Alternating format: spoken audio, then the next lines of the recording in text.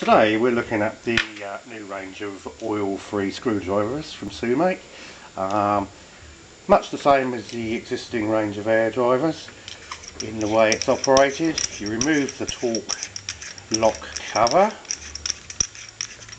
like so. You adjust your torque settings by rotating this dial here, like so. The tool bit is inserted by easing the lock ring forward, dropping in the tool and releasing. Air trigger, and the forward and direction is controlled by moving this ring here. So, to demonstrate, put it in forward, locate the bit in the screw, drive in to a stop. Again,